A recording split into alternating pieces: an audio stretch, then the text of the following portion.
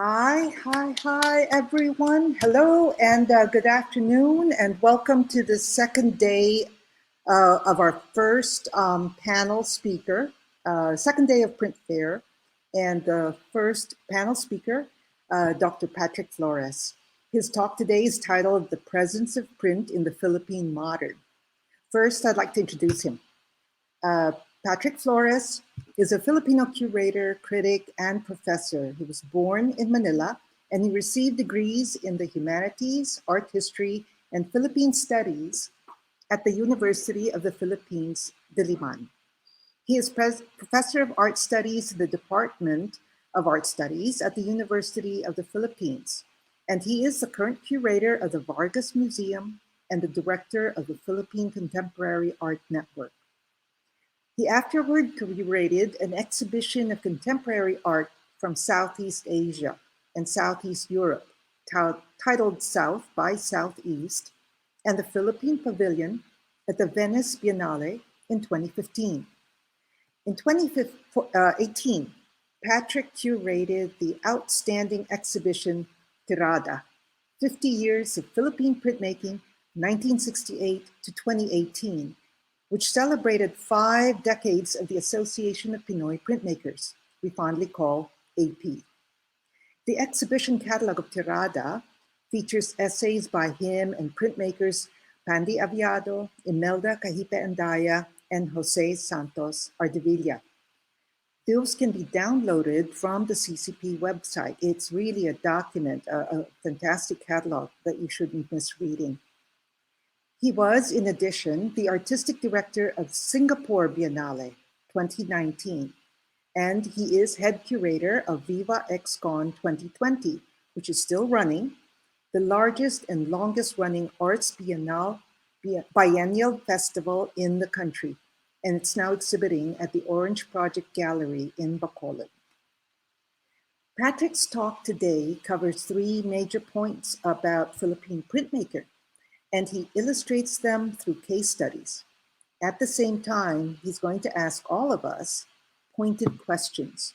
So thank you very much for joining us today, and let's watch this pre-recorded video of Patrick's talk, The Presence of Print in the Philippine Modern. Thank you.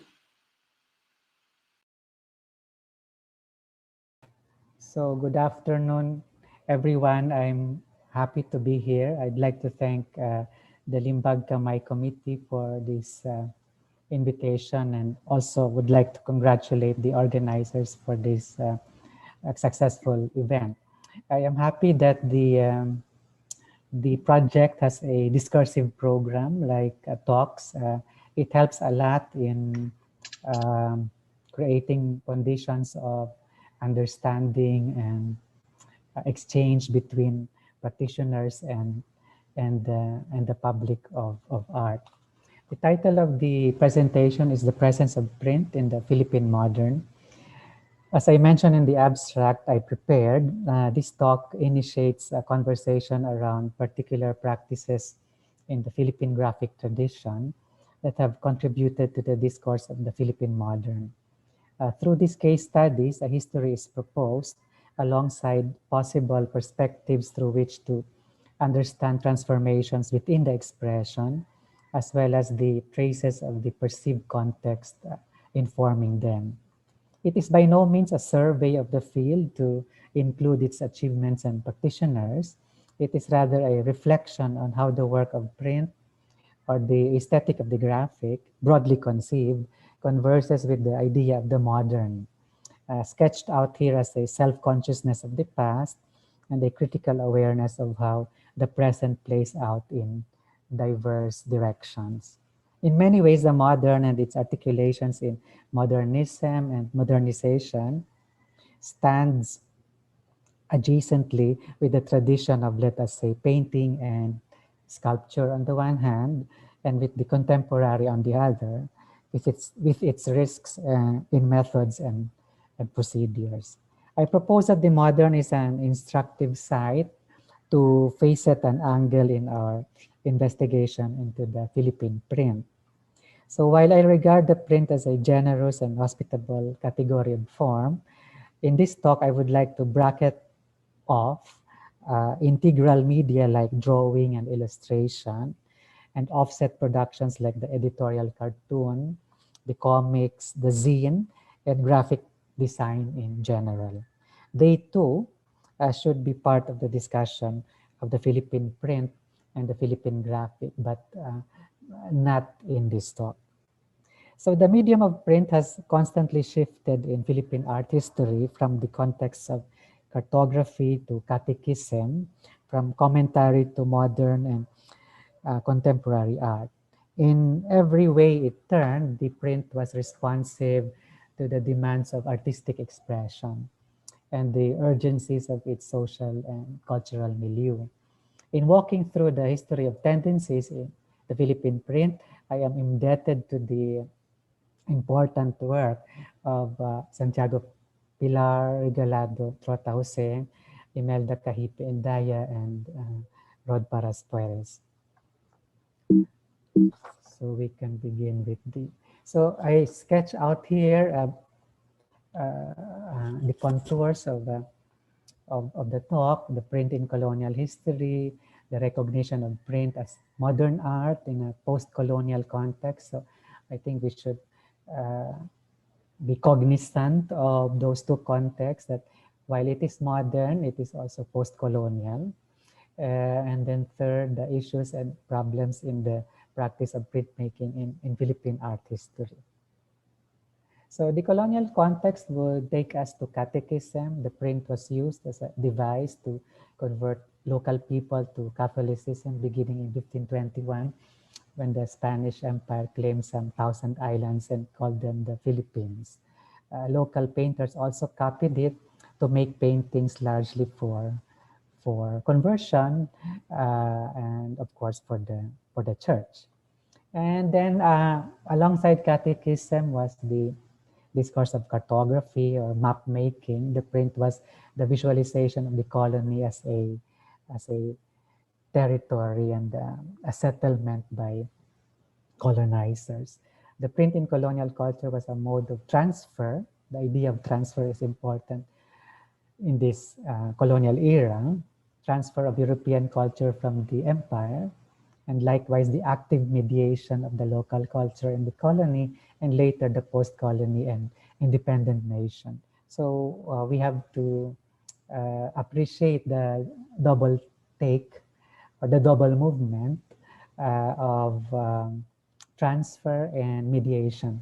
That while there was, of course, the element of transfer or migration of a dominant form to, or let us say, alien or foreign form to a local context, the local context was not a passive receiver of that form and that method of transfer.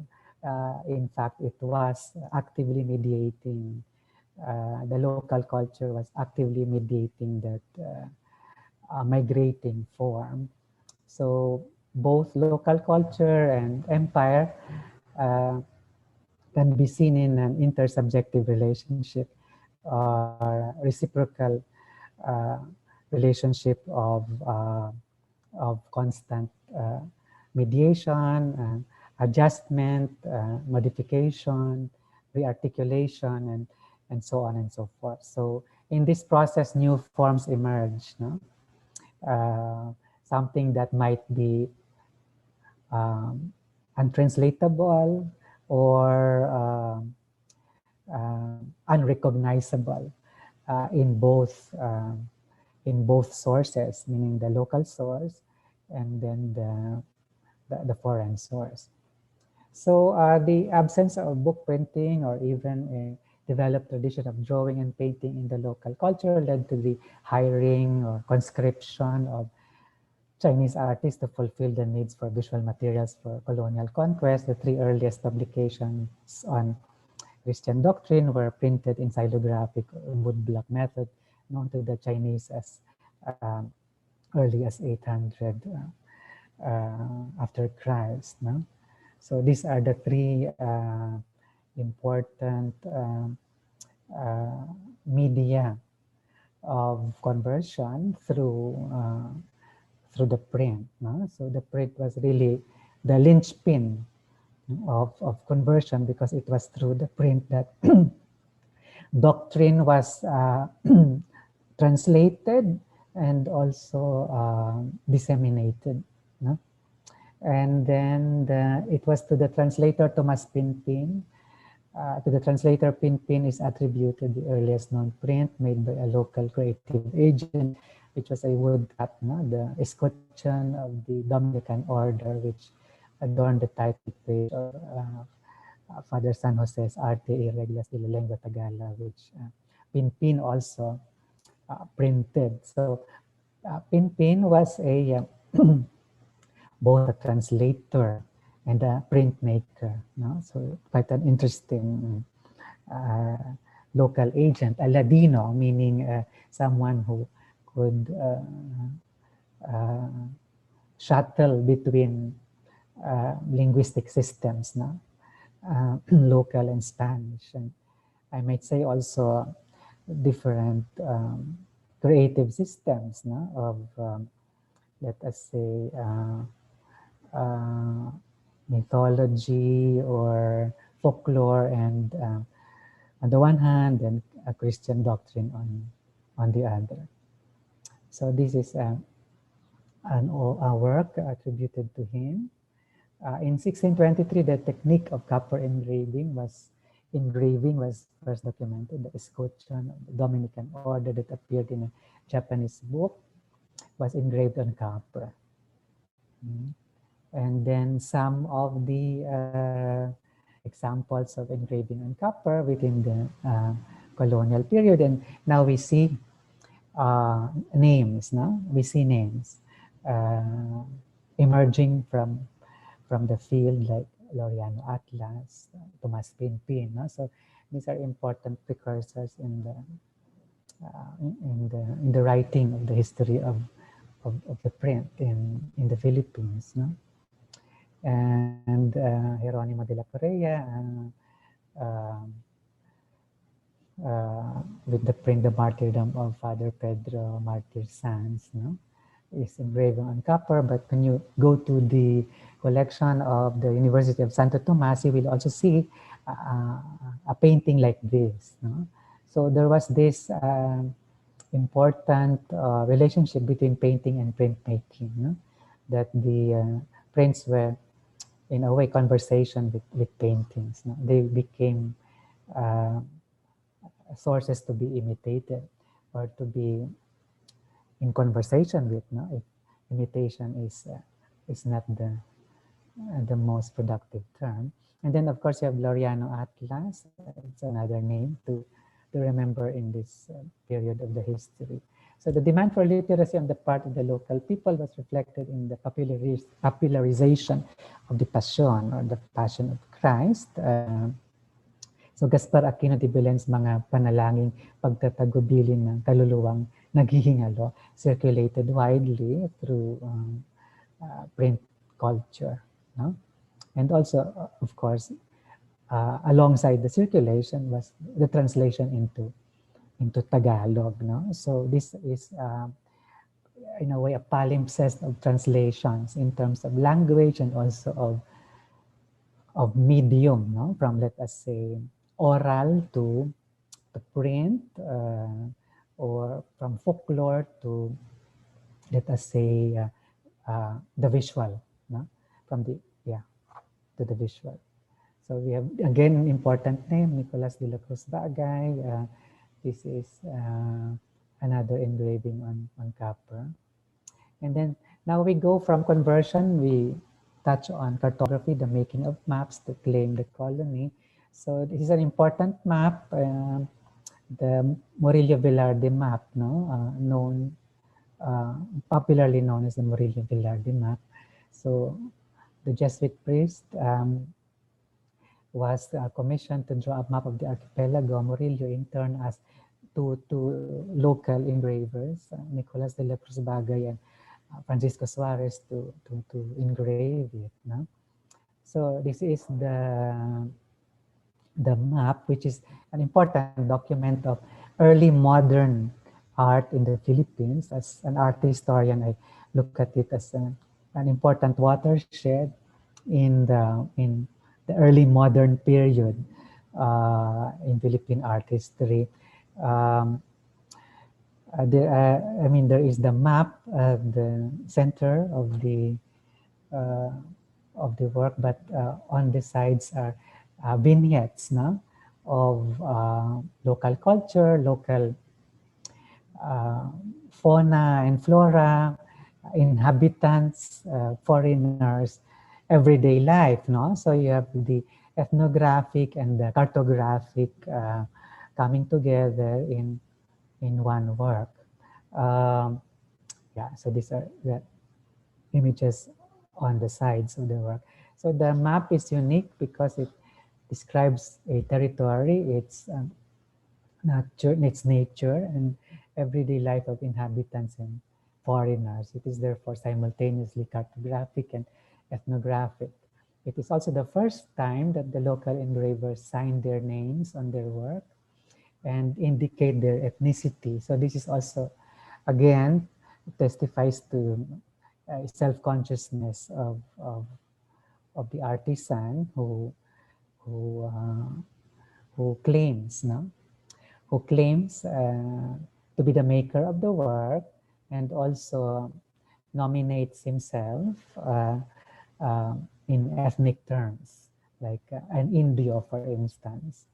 Uh, so these gestures enhance the ethnographic and cartographic mm, character of the work. So this is the sign of early modernity because the local creative agent demonstrates a consciousness of the self and the place of an aesthetic self in the world on the map in everyday life. No? So the idea of everyday life is important within, let us say, a historical document. No? And because this is the beginning of colonialism, we can also say that this is the beginning of extinction of certain natural forms because of the exceptional extraction brought about by colonial rule. So the work can also mark the beginning of the Anthropocene uh, as a coincident of colonialism, and this becomes very fraught as the country is commemorating the quincentennial, no, of the circumnavigation of the world by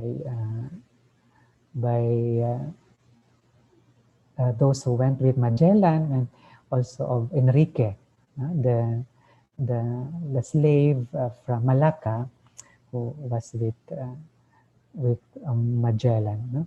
So you can also see on the sides in the depiction of everyday life, foreigners, no? Like Armenians, for instance, passing through Manila, so or the Philippines. So and some ethnic people like the Atas. No? So it is an important document. Uh, and then moving away from the church towards the middle class and the beginning of secularization. So increasing secularization and the rise of a self-conscious middle class in the 19th century led to the founding of the Academia de Dibujo in 1821, the first school of drawing in the whole of Asia, antedating similar institutions in China or India. So conventions of secular portraiture increasingly became manifest even in the depiction of saints, as can be seen in the copper engravings of Felipe Monteclaro and Carlos Borromeo in the book Milicia de Jesucristo by Father Francisco Gainza. So with the introduction of the lithographic press in 1858, production of pictures became faster, and Philippine newspapers began to contain illustrations. No? So the Imprenta y Litografía de Ramirez y Giraudier, founded in 1858, became the first lithographic house in the country. No? And then, so we see here some of the examples as mentioned earlier. So we see a movement towards the secularization of imagery, the depiction of historical material, and but of course, the religious element was not totally uh, excluded in the repertoire. So it was a concurrent thing, no, between the secular and the religious in the continuing colonialism until the late 19th century. Yeah. So this is just some. These are just some examples of printmaking, uh, of production of print in that period from Thomas Pinpin, let us say, to the founding of the lithographic press that produced, for instance, La Ilustración Filipino, or La Ilustración del Oriente. No? And then examples here again of the production of the period. No? So we see now Jose Rizal as part of this repertoire. No? And this one is another important thing. No? So as in the tradition or in the spirit of case studies, so maybe we can have the Murillo Villar de Map as one case study. But this one is also an important case study, I think. It is also seminal. No? It's drawn by Tolentino, the sculptor, but transferred by Jorge Pineda, no? For the lithographic house of Armontes. This is the Illustrious Filipinos. No? So this is another important condensation of the modern, where heroes, perceived heroes, or a pantheon of heroes are convened, no? To anticipate a national formation. So the print, this is significant because it imagines a nation of heroes through a fictional gathering of illustrious men, as if also to anticipate photography. No? It therefore sketches out the basis of a political enlightenment through nationalism under the auspices of American imperialism and tutelage in the ways of democracy. This imagination is important because it distributes the nation across the islands through the multiple copies of the print. So the nation spreads because the print spreads it. No? So nationalism is scattered in a way, or disseminated, or is made to circulate through the reprographic device of the print. So now the print in modern art history of Manuel Rodriguez Sr., the important, of course, moment, pioneer of modern printmaking in the Philippines. And then, so just some of the maybe key, I mean, this is not exhaustive, no? But just some key dates. I'm sure another art historian will have his or her own key dates. 1957, Juvenal Sanso's exhibit of etching and lithography, and then the founding of the Contemporary Graphic Arts Workshop. And then, of course, the graphic arts category was introduced into the A8P annual competition and exhibition in 1952 with Anita Magsaysayho as the early winner, no? So, and then Rodriguez could be a case study too, no? Another case study.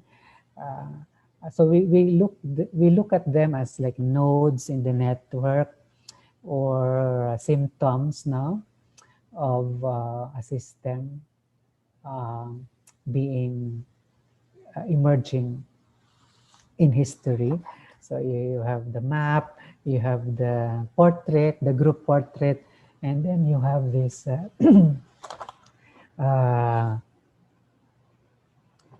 personage, no? In Manuel Rodriguez, no? So the tendency is to centralize or to privilege Rodriguez as a key figure. It's a historiographic issue, but he was an important figure anyway. Uh, so we should look into his practice. No? So in 62, he returned to Manila and upgraded the printmaking courses in the schools where he taught, which included PWU, UE, and Holy Ghost. And so that, created a consciousness for print. And then Taras Perez returned from the University of Minnesota. He also held an exhibition of his xylographic prints at the Luz Gallery.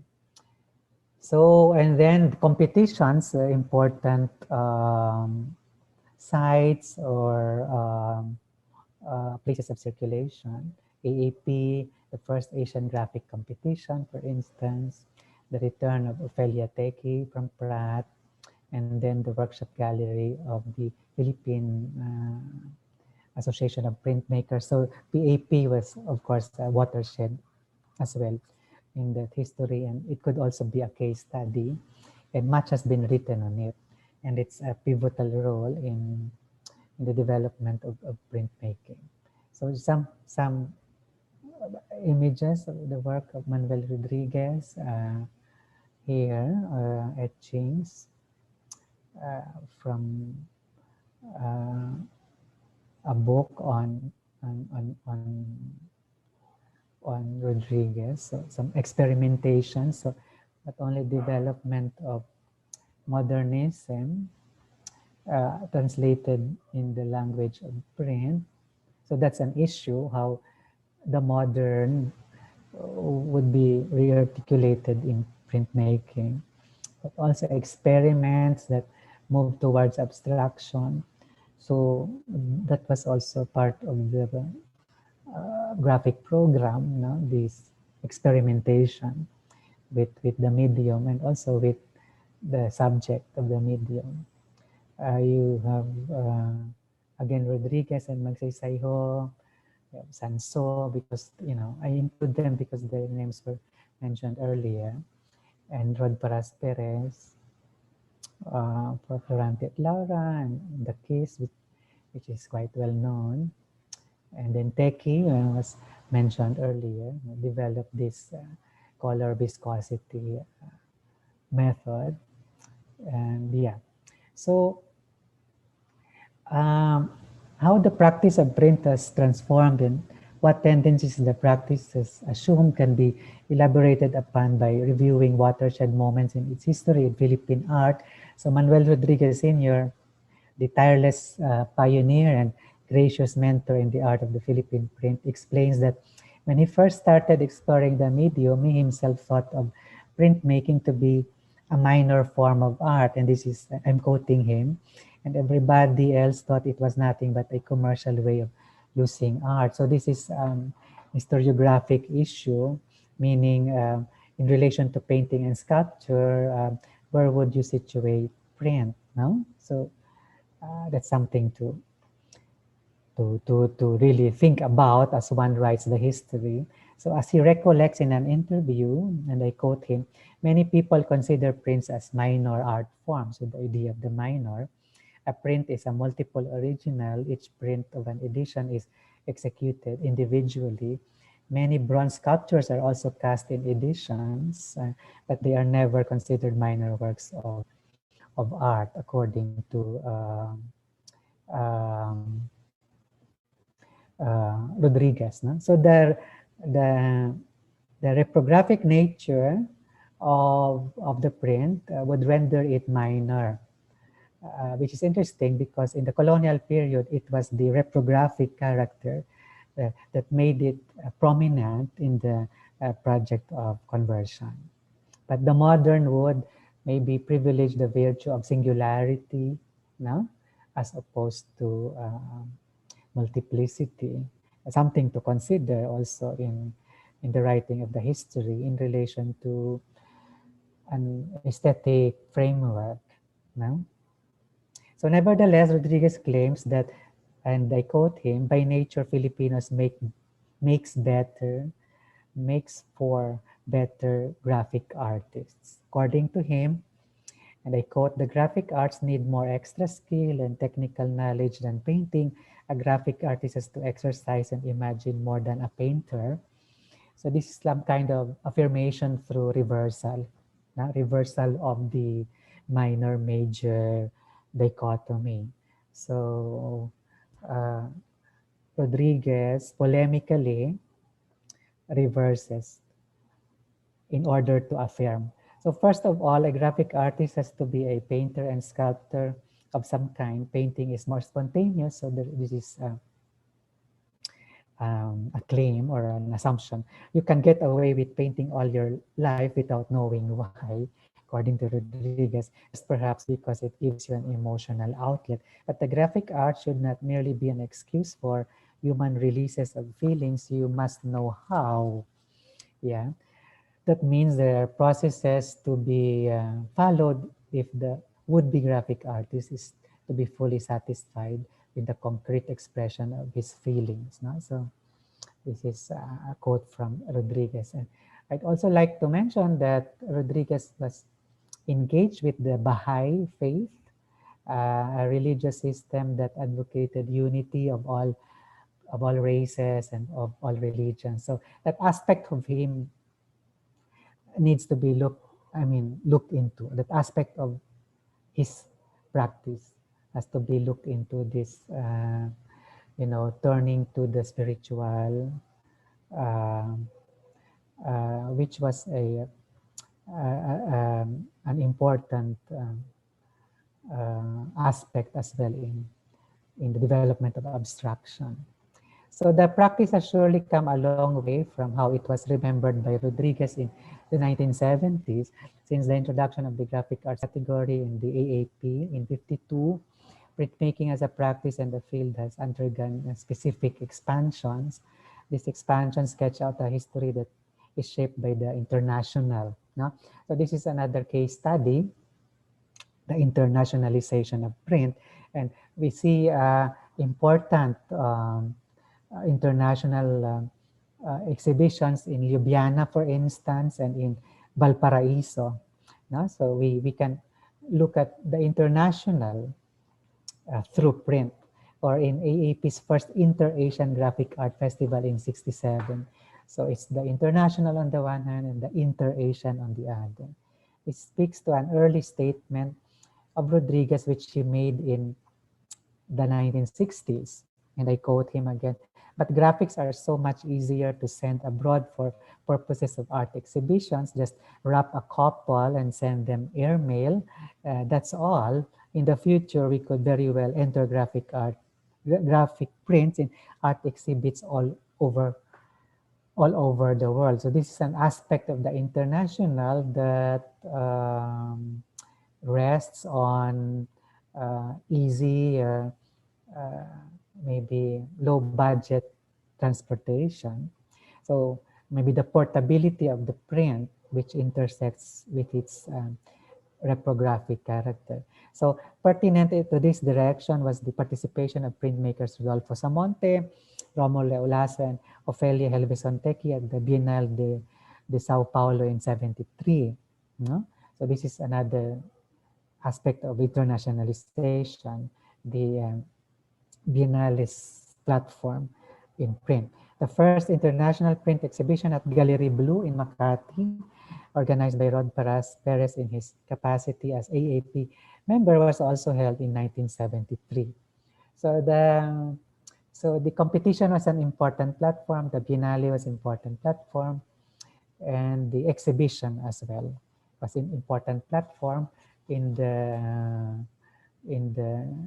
uh, profiling, in giving print a particular profile, a more confident profile that mediates now uh, its supposedly minor status, no? In the hierarchies of the art world. So moreover, such a widening of ambit troubled certain received ideas about printmaking. And the other case study I'd like to look at is the work of Raimundo Albano, who also did posters aside from uh, mixed media and installation, aside from administering the art spaces of the CCP from 69 to 70 till his death in the 80s. No? So now we go to the tendencies in practice in modern and contemporary printmaking. So these are the issues I see. So printmaking as a distinct form to be differentiated from, let us say, painting and carving. Painting, I mentioned painting and carving because they were marked by Rodriguez. No? So according to Rodriguez, painting is more spontaneous, but printmaking is more rigorous, uh, and that Filipinos disposed to printmaking because of the carving tradition. So this is also interesting claim of Rodriguez, not the link between, uh, let us say, a pre-conquest tradition of making things through carving and printmaking, no? Carving and printmaking. That's an interesting historiographic problematic. So this distinction derives from its unique language, techniques, technologies, artistic skills and styles, media modes of circulation. Beyond affirming the known modes of printmaking practice, how does the practice of the printmaker challenge the boundaries of the language of the art form? What is the impulse and intentionality of this effort? How does it demonstrate quality, mastery, and innovation? So these are all in conversation with some of the virtues of the modern. No?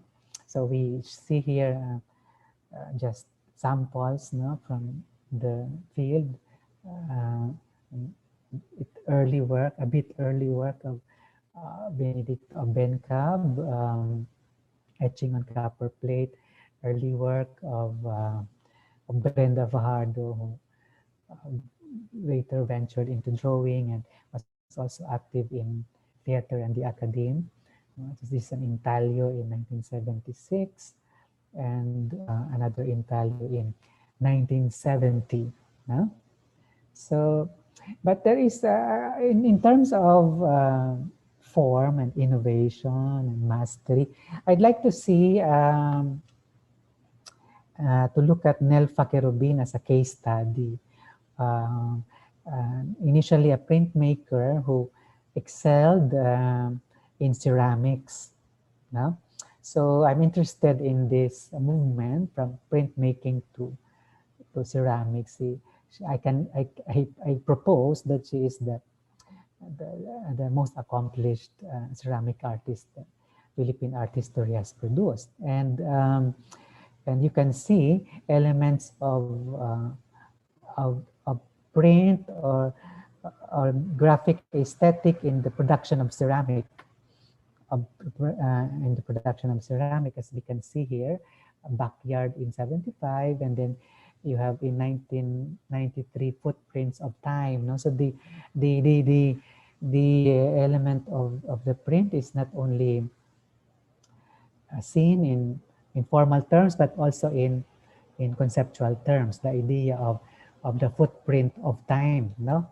So I have I've co-authored a book on Nelfa with Imelda Indaya, and I think we should do more work on Nelfa in relation to Philippine printmaking history. So this is another work of Nelfa. So it is stain washed, air sprayed, ceramic pencil, glaze inside. No? So and then the firing, the vitrification involved in ceramic work, as well as the graphic imprints on the surface, no? And also the painterly aspiration through the glaze.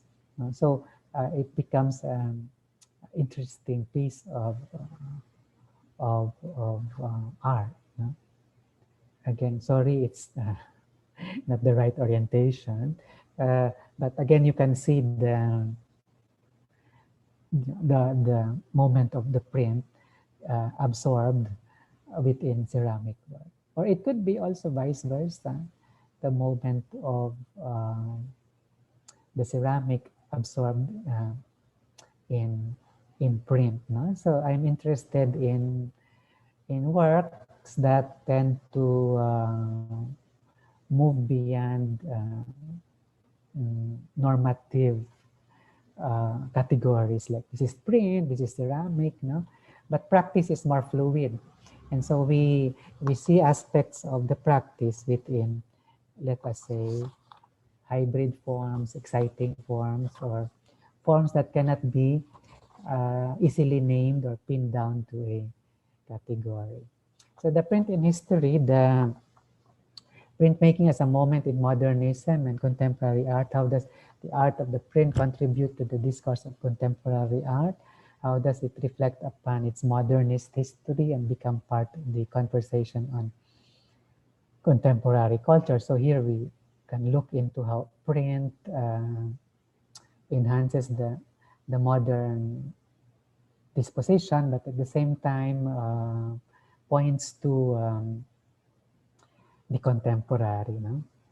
So an identity was important in the modernist consciousness. So you have these serigraphs of Carlos Francisco, an accomplished painter and muralist. Cesar Legaspi was an important modernist. Jose Hoya. So you have important modernists engaging in the art of print. No? Arturo Luz, for instance, and of course Fernando Sobel. No? So that is one part of it. No? The place of the print within the modern disposition. But the other side of it is its movement towards the contemporary, and I can remark on that later. The other issue is the capacity of the print to respond to socio-political reality, printmaking as a socially sensitive medium. How does the discipline render printmaking sympathetic to the complex problems of the world? How does it explore the possibilities of the medium to make it open to the task of social analysis? And is it interested in the problems of class, gender, ethnicity, political and spiritual belief? How does it act on this interest? So we see here print as not only preoccupied with formal aspects, but also reaches out to, let us say, a broader milieu, although I'm not putting in place a binary between form and content. But in terms of tendency, we have to mark this tendency of the print to be part of a socio-political sensorium, even as it invests uh, in the formal enhancements of the medium. So we have work of Lito Mayo, also important figure, and one could also look at Lito Mayo as a case study. Comercialismo, Aurelio Oviedo, once a rebel, always a rebel in 87. And then, of course, Benedicto Cabrera in 1975. The work of Benedicto Cabrera was quite influential in the development of social realism, largely in painting and murals in the early 70s through the 80s. No? And then Imelda Cahipe and Daya's meditation on history in relation to the gender question, saan ka nanggaling, saan ka darating, where did you come from, where will you go? No, it's photo engraving, etching, and calligraphy. So we see here the mixing also of media that coincides with the research into the archives. No? To revisit history and make the historical a part of the aesthetic in the tradition. Yeah.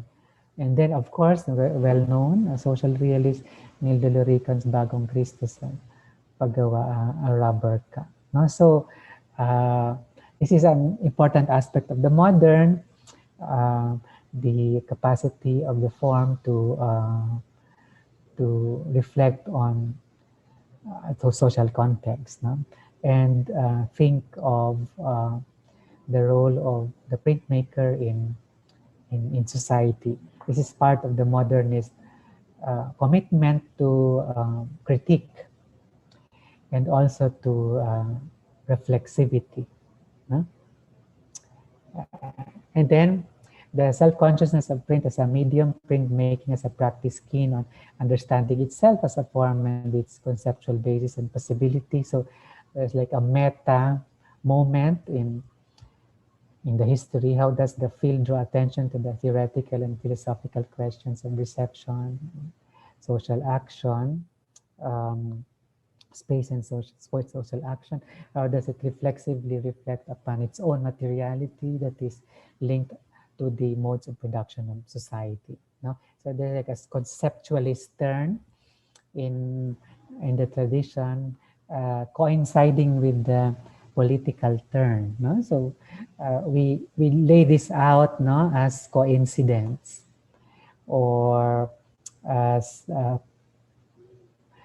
elements of a mesh. No? They're not seen as isolated strands, no? But as part of a meshwork, yeah, that come together to produce a complexity. Now, so this is an important moment, a case study, when this is Raimundo Albano's entry to the 9th International Biennial Exhibition of Prints in Tokyo, an exhibition that was held in 74 and 75 at the National Museum of Modern Art in Tokyo and Kyoto. Now, this is, of course, a restaging in CCP. The title Step on the Sun and Make Footprints, dated 74, Albano's entire work is a sandbox that was a sandbox in Tokyo, or just any surface with sand. So as Albano clarifies, and I quote Albano, I just sent them a blueprint, a piece of paper with instructions to spread enough sand for 4 people to step on. It was the only floor space on the show. They said it qualified because a footprint is a print. So, end of quote. So the work received an honorable mention by an international jury, of which the art critic, the Philippine art critic Emmanuel Torres, was a member. This is for me is an important work because simultaneously it is reprographic because of the print, the nature of its being a print. It's installative and it is also performative. Yeah. So this troubles now the definition of the print. What is a print? So this is a print. No? So the name itself is destabilized, subjected to serious rethinking, and prompts those who are engaged in the conversation to think beyond received norms about the medium. So, so as intimated by the exceptional work of Albano in Tokyo, technique or the facture that makes the print possible is fundamentally and instinctively discursive as well. So the range of techniques and materials lends themselves to a range of concerns and approaches. Thus arises an array of logics that is embodied by method, experiment, invention, and how the body resists the surface and how it comes to terms with its limits now. So Albano's remark on the practice writing on Ophelia Helveson Teki's works, and this is a show on Philippine printmaking in 1970 with the work of Teki on the cover of the catalog. I quote Albano writing for the exhibition of Ophelia. Printmaking is such a difficult enterprise and apparently one that yields minor results. Only those who understand the work may stay on, as if the process tests one's character and challenges one's convictions. End of quote.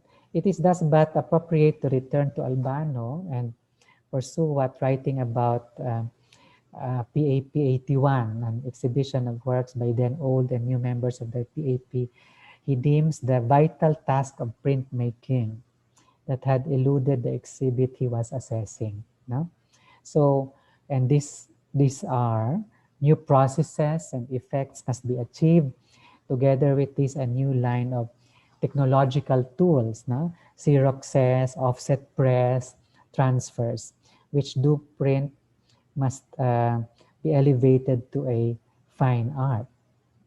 End of quote. In another vein, however, Albana, writing about the work of former PAP President Ileana Lee, prefigures a law, and this is the work of Ileana, um, etching, I think, prefigures a long-term vision beyond the analog and digital dichotomy and the relay of ink, paper, and pixel. According to um, Albano, it is the figuring out of the method and techniques that adds to the interest and involvement. And in these cases, it seems as though the printmaker maneuvered a web of tricks to keep us looking endlessly for the clues. No?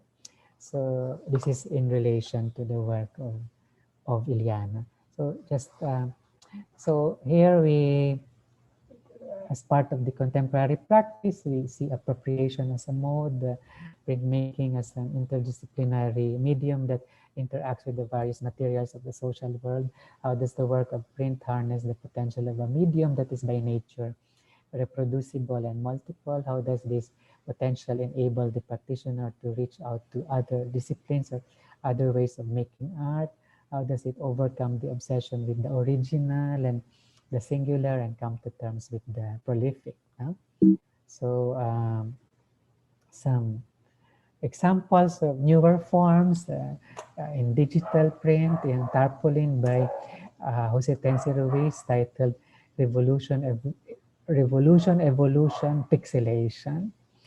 The work of Al Manrique, Aswang Steals Fire from Gurugang in 2001. The work of Ronald Ventura, lithography and oil-based paint on aluminum sheet.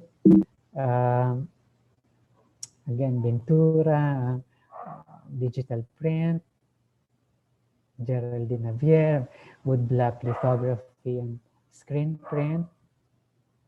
And then finally, and this is the last issue, the print in the ecology of the popular, printmaking as a vital part of the matrix of popular culture with strong relationships with the comics, advertising, photography, mass media, and related forms.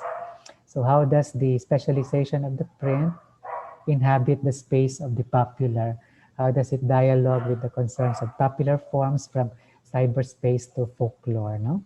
And we have examples of, again, Rodriguez, because I mentioned folklore and tradition. No? So these are, tradition is still resonant in contemporary thinking.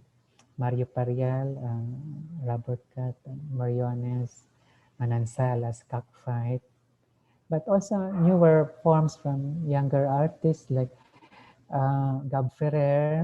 Whenever I think about horoscopes and Lupang Sinilangan, using dry point and ink on carved rubber, and the work of this is Isay Rodriguez.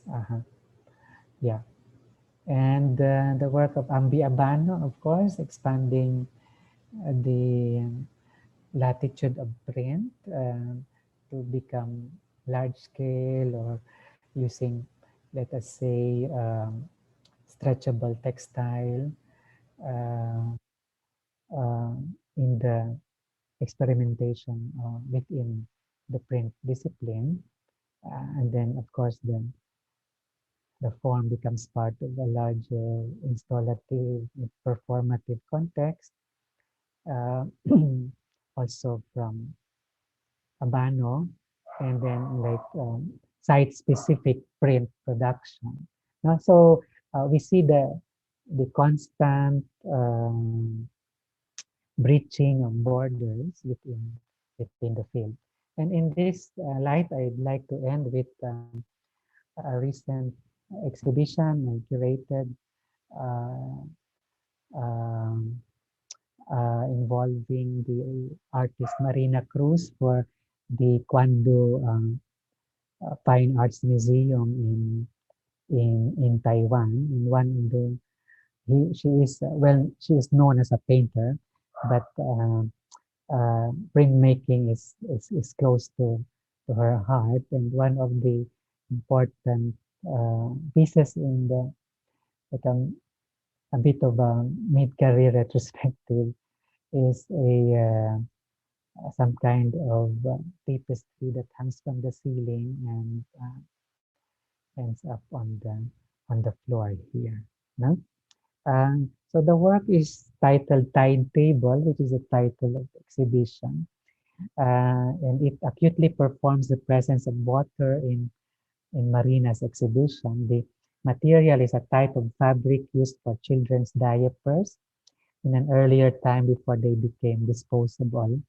So the artist stitches them together to become tapestry. This wistfully weaves the various strands of the exhibition, the compelling ordinariness of linen and cotton, ornamented by print marks, no? By print marks from an assemblage or bricolage of table runners and crochet materials of grandmother onto the fabric scroll. On these palimpsest are drawings of charts gauging the temper of the tides in orange chalk used by dressmakers. Indeed, like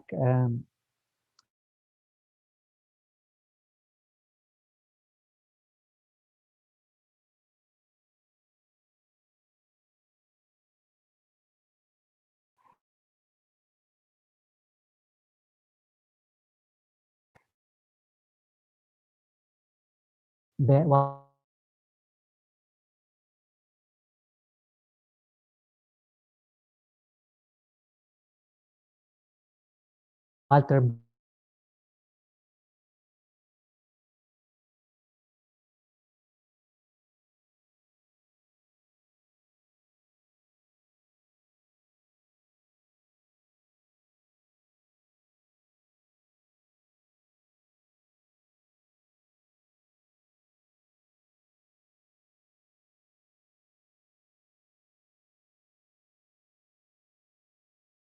Benjamin ordinariness of linen and cotton ornamented by print marks, no?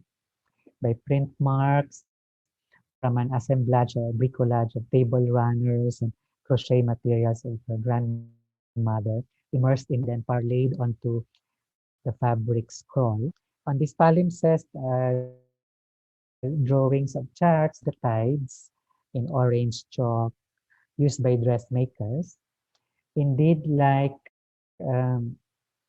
Walter Benjamin's trays, etched in this hexagonal of tears releasing them from their stasis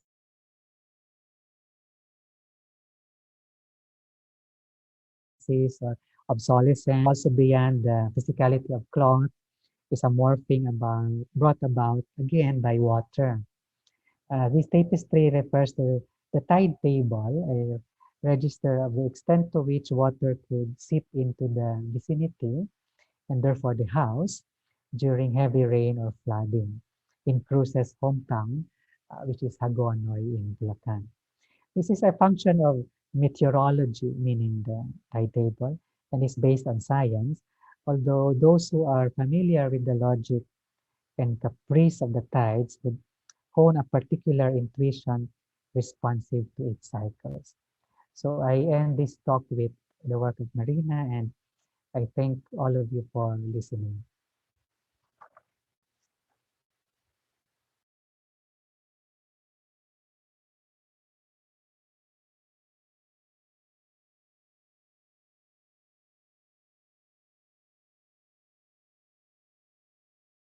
myself, it's Angela Silva, printmaker with a lot of questions. And we do have a Q&A segment that I hope that people will start typing in some of your questions when you've had a chance to absorb it. It was fascinating on so many counts. So I'd like to welcome Dr. Patrick Flores to the screen, to the show. Welcome, Dr. Patrick Flores. Hi, Angela. Can you hear me? Yes, I can. Ken, Uh, everybody. okay, Uh, good afternoon, everyone, and thanks, Angela, for the invitation. It's my pleasure to be here and to support your project. uh, Thank you, because it's like I don't know where to begin with my commentary. I was taking notes. It felt it was masterful presentation because it felt like a very strong college course on art history, appreciation of print aesthetics, social relevance, and then what to do for the Mhm, future of printmaking. So I come into this as a printmaker, self-taught, so mhm, not having gone to school and going through the classic studio classes, but also the theories mhm, about printmaking, the medium, and placing it within the circle of various visual arts. And yet you were hinting already at the future of printmaking, through hybrid, mhm, as a hybrid medium.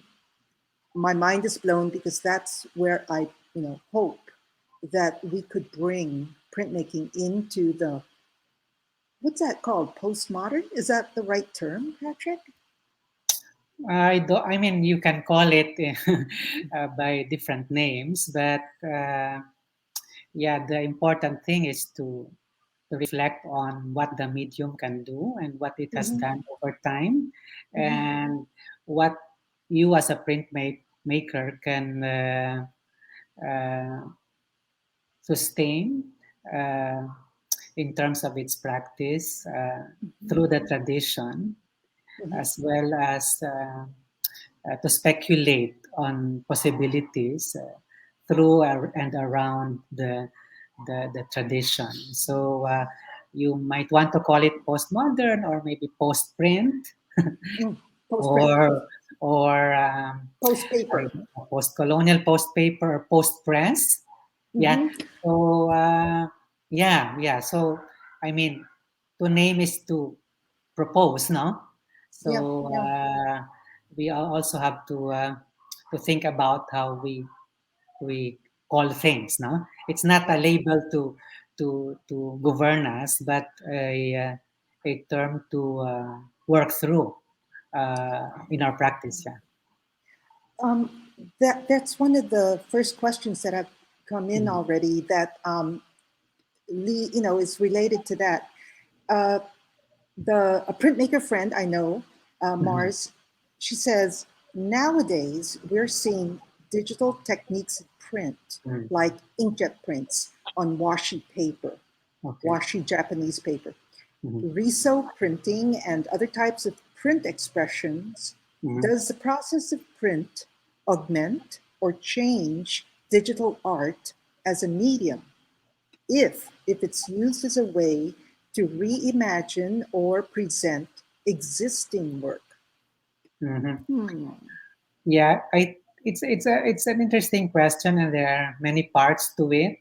Mm-hmm. Uh, One can say that, I mean, maybe in terms of categories, no, if if Mars could consider digital art as part of the print discipline, no, so in that case, there is a continuum of processes when it is used to reimagine an existing work, or if it is printed, no? So when the thing is printed, then the pixel becomes an important uh, aesthetic category.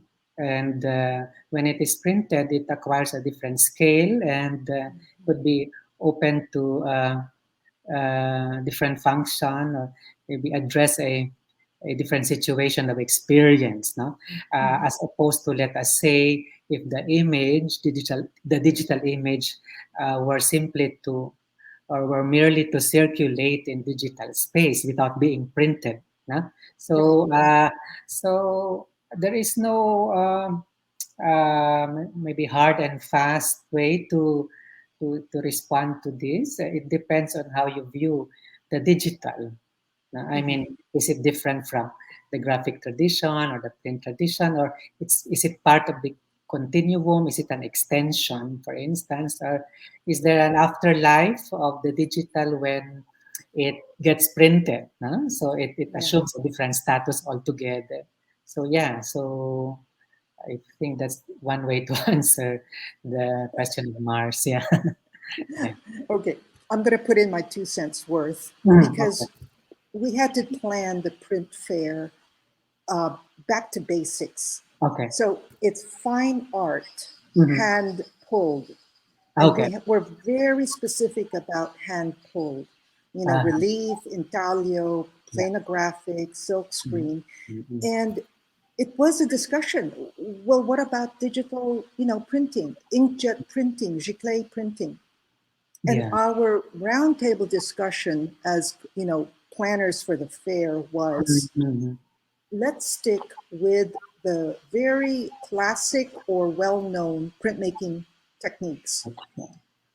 We were excited though to think about hybrid, which is Mhm. introducing an element of an inkjet print, which is a pigment print, as Mhm. long as it was transferred by hand.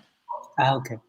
And Mhm. and in my practice, I started out as a digital collage Mhm. artist, but I Mhm. went into printmaking because I wanted to see my hand, my Okay. pressure, my manipulation, Mhm. Mhm. and that's where to address Mars's question, um, if it is original concept and not a reproduction of an existing artwork, like Mhm. a digital giclée reproduction of a painting, Mhm. that's as far as I'm concerned out. I would Mhm. not consider that a fine art hand pulled print. Mhm. Mhm. Yeah. So that was a good Mhm. question. Hmm. Yeah, and maybe in the course of the practice or in the course of further developing the fair, uh, in the years to come, the practitioners or the organizers could also rethink this idea of the basic, no? Not really Hmm. to diminish it or to dismiss it altogether, but to just complicate the basic in relation to what is happening in contemporary time. No? So I think Right. that discussion should happen Yeah. and should be good for the discipline. Yeah. I, I kind of agree. And you being an academic and a curator, that was one of my questions that after print fair, Mm, how do we, the community of printmakers, mm, create the opportunities for us to mm, discourse among ourselves, mm, mm. to ask questions of ourselves. Why does the medium matter Yeah. when, the art market market might Mm, not put such a value on it, So mm, I think you might have seen that printmakers are a passionate group. Yeah, I think Imelda Kahipandaya in her previous essays have pointed it out that we get yeah. a kind of addicted. It's different practice, not so solitary, but it can also be Mm, social and yeah. community. You spoke Mm, about activism, mm, and mm, and mm. and social statements. Yeah. So Yeah. I also want to bring this around to one question for you. Mm, Do you know how we might be able to improve ourselves, like you said, technically and with intention? mm, mm. I mean, to improve technically. And with intention. I like that term. It was challenging. Yeah, that's challenging. No, Hmm. and one way to begin is to intertwine technique with uh, discourse with discourse. so that technique doesn't become um, a purely formalist undertaking.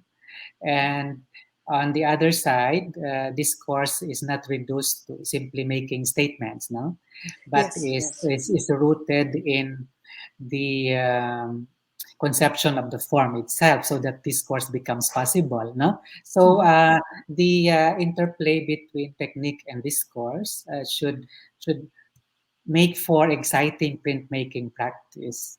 I think that's where to. I think that's a good place to begin. Yeah, This reflection on technical development, no, yeah, on yeah, technical yeah, development. Yeah. yeah. Mm. I really appreciate the way that you pointed out that kind Mm. of, development through the stages of printmaking in the Philippines, Mm. and then bringing it forward with the cases. And, Mm. you were talking about Nelfa Pero, Kerubin. yeah. Mm. I mean, it's like first time I'd ever seen that connection between ceramics, which is hand, Mm. Yeah, and yeah, then yeah. the mark making. Mm. Immediately I was connecting it with collagraphs Yeah. and Mm. the way that we can explore texture to make Mm. the Mm. print from. So it was. I'm going to have to run off and look, more on her work. Yeah, and Yeah. he was also some kind of a scientist, Uh-huh. because she was experimenting with techniques a lot Mm. in in producing ceramics, in terms of the glazing or the level of the firing. Yeah. It was Yeah.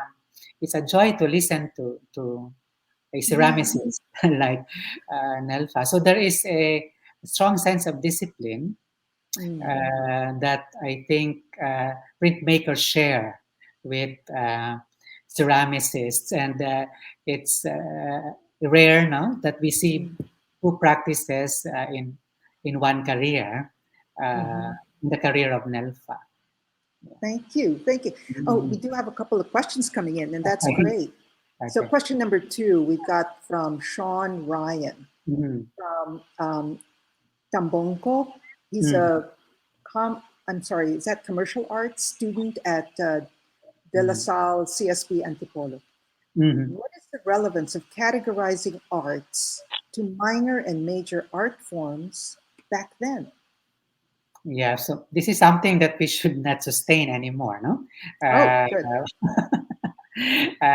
it was, I think, a function of the power of the academy to to um, to establish a hierarchy between what it considered greater forms and what it considered inferior ones. No, so but every tradition or every field or every discipline requires its own demands its own aesthetic parameters. Mhm. So they should not be subjected to this kind of hierarchy or discrimination, no? And this type of discrimination becomes more acute, no? Acutely problematic if migrates to a post-colonial situation like the Philippines. No? So there is Mhm. another layer of discrimination there brought about by colonial aesthetics. No? So I think the relevance then was to simply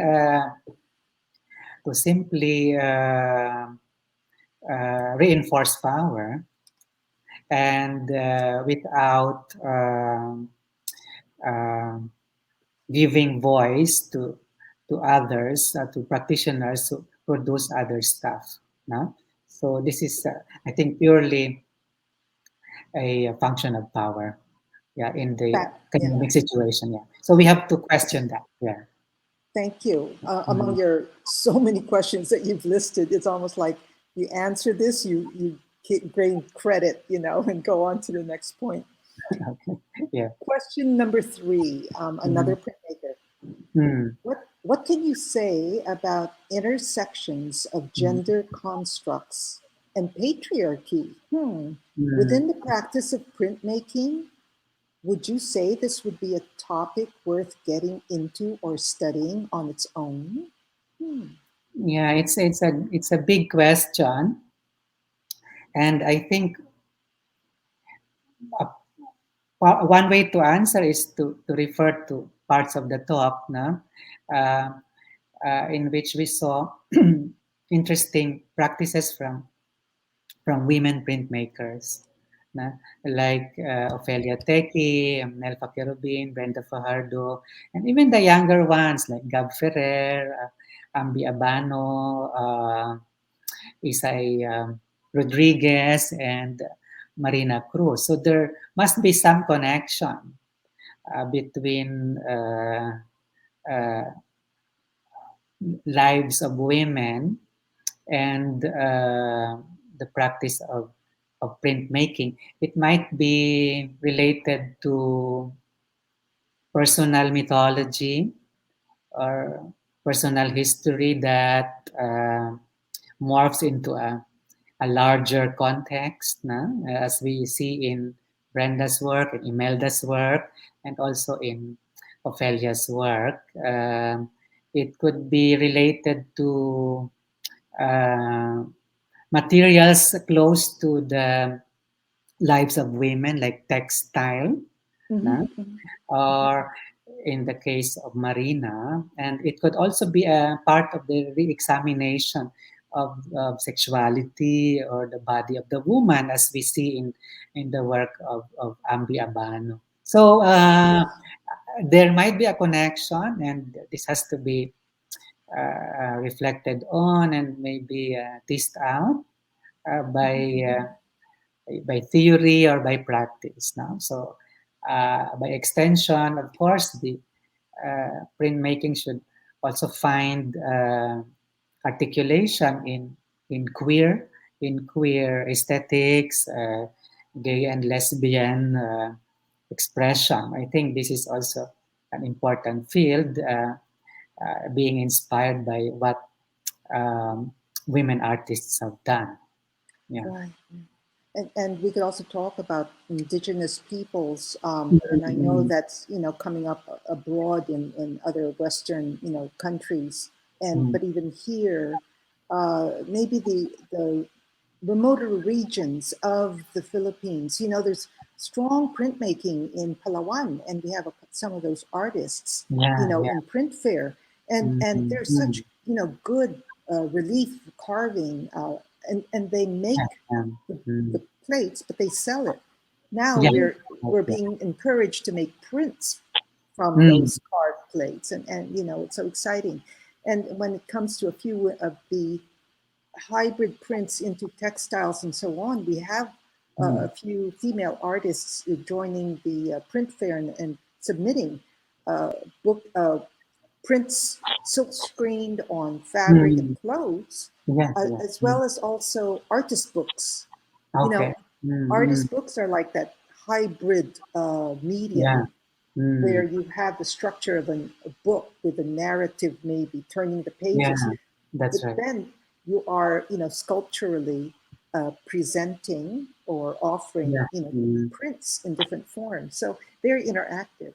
Yeah, Um, it's a way of like telling their narrative that mhm, might have mhm. been repressed or not included in in in the mainstream narrative, or that might be one impulse. And in relation to the indigenous Angelan, we can also look into the recovery or maybe the restitution of craft as Yes, yes. a part of this political interest in the exploration of printmaking.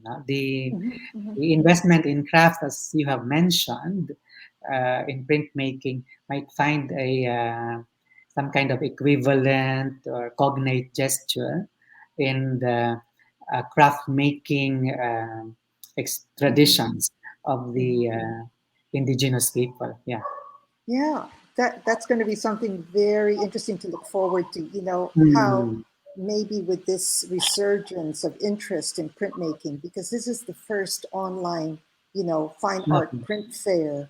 Mm, We're just out there, the printmakers out there are discovering this medium of expression, mm, mm, and it requires still a lot of information and education for art viewers, yeah. to Mm, develop, either an appreciation for it and a market valuation for it, because mm, that mm, can't be ignored, you know. yeah. Mm, Uh, mm, mm, I have one more question, and it's my question that I'd written down as soon as mm. I had seen your video for the first time. Do you collect prints personally, Patrick? Well, we cannot. We're not supposed to collect because we are curators. No? So there is Oh, ah, an, okay, an, okay. an ethical injunction to, But you, but we we buy small things if we like them. yep. Uh, yeah, we receive some gifts from friends now, very close friends who are artists. But we don't collect on a Oh, scale that we become collectors. Yeah, yeah, that's but, understandable. But yeah, knowing that you could have a collection, a print portfolio in secret, a box that you don't have to share with anybody, you don't have to put it up on the walls, but you yeah, can yeah, just open the box and savor the print, and look at it and yeah, yeah. touch it, because that is another way of appreciating prints. Yeah, my So, one of my first uh, purchases when I started to write for on art was a print. Yeah, mhm, from mhm.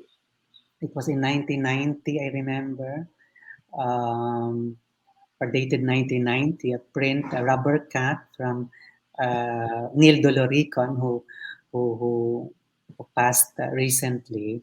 So I was struck by the image of the countryside. It was called the Agrarian Revolution. So we all know Neil to be invested in uh, radical politics, and so I was struck by the image of the countryside. It was not the picturesque countryside. It was a countryside that was tense, socially tense, and a site of conflict between forces. No? So yeah, and I was also struck by the colors of green and black, and the morphing of the image. It features peasants with their backs bent as they plant rice, and then when you look upward, they become part of the magazine or the cartridge of the machine gun that Oh, is wow. operated by an armed revolutionary at the top of the picture. So when you look upward, the faces or the heads become bullets. No? Oh, But when wow. you look downward from the top, the bullets increasingly become uh, faces and people. Now, so I was struck by that continuum, and also the morphing that the print can fulfill as part of its discipline. Yeah. Wow. I hope it wasn't such a limited edition that, we can't find an image online if we were to Google it, because that must It's, have it's been there. so. It's online. It's online. Oh, good. It's It quite must a have, popular print. Yeah. yeah, Mm, it was so mm, compelling. Well, mm, um, well, I guess that this is about mm, wrapping up our mm, presentation. And I hope that, printmakers out there and all the viewers had a chance to actually listen to you ask questions, because now we mm, would try to find answers for ourselves, how the quality of our work, mm, um, mm, through practice and through learning, and turning to the institutions like, UP, mm, Vargas, CCP, Association, Fundación, Sanso, to mm, help us, guide us through that mm, way to define our aesthetics, our place in the the visual arts, the communication arts, because it's such a strong message medium, mm, and so mm, on. So I hope that we'll have more conversations and yeah, more thoughts about this with you and other speakers. And mm, I just like to quickly mention that tomorrow's Wednesday's panel is going to be two sessions with institutions. Um, the conservation of prints is and works on paper is also very important. So Fundación Sanso in conversation with Ortigas Library and the mm, conservation department. mm, And then after that, there will be a session, a round table mm, among the institutions who have print collections. And that would be CCP with Fundación Sanso and the Ayala Museum, because there's a mm, current mm. exhibition right now with Fernando Sobel, Okay. online. Mm, mm, mm, mm. So That's good, Angela. I congratulate you on this discursive program that is built into the fair, mhm, um, so that there is this conversation between issues around the market, but also issues around the form. No, there mhm. need not be a false dichotomy between the two, and so I'm happy to see that these things are happening in the same event. Great. Thank you so much, Thank Patrick, for you too. joining us. And thank you Mhm. for your support. So Sure, we hope to visit with you again in another sure. conversation. Okay. So to everybody out there, thank you very much for joining us and hope that you'll continue to stay with us over the next few days as we have a good speaker, a good topic every day till the end of Print Fair. Thank you again, Patrick. And everybody, good night. Be safe out there. Bye. Thanks. Bye-bye.